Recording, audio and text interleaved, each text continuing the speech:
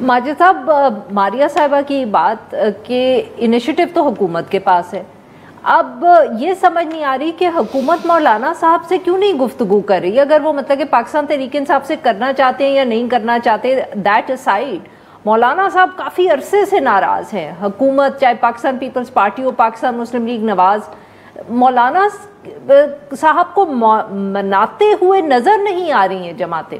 जी, उसकी बुनियादी वजह यह है कि मौलाना के ताल्लुकात ताकतवर हलकों से कशीदा हैं और वहाँ पर उनके मामलात हल नहीं हो पा रहे। तो इसलिए हुकूमती जमातें ये अफोर्ड नहीं कर सकती कि वो किसी ऐसे नापसंदीदा शख्स के मुतालबात माने कि जो किसी हलके के अंदर पसंदीदा नहीं है।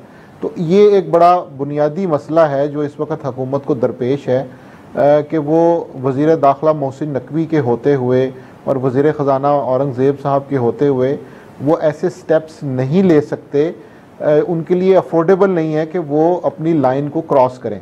पुराना मसला हमारा यही चल रहा होता है कि हमसे मुराद सियासतदानों ने हुकूमत साजी और उसके बाद हुकूमत का इंतज़ाम चलाने से ज़्यादा उनका फोकस इस बात पे होता है कि किसको कितना राज़ी रखना है और कितना नाराज़ करना है। तो इस पैमाने पर मौलाना फजलुर रहमान से बातचीत पूरी नहीं उतरती, जिसकी वजह से शहबाज शरीफ साहब को या मियाँ नवाज शरीफ साहब को इस वक्त उनसे बात करने में कोई दिलचस्पी नज़र नहीं आ रही। महमूद अचकज़ई से, मौलाना फजलुर रहमान से इनका बड़ा अच्छा ताल्लुक़ रहा है।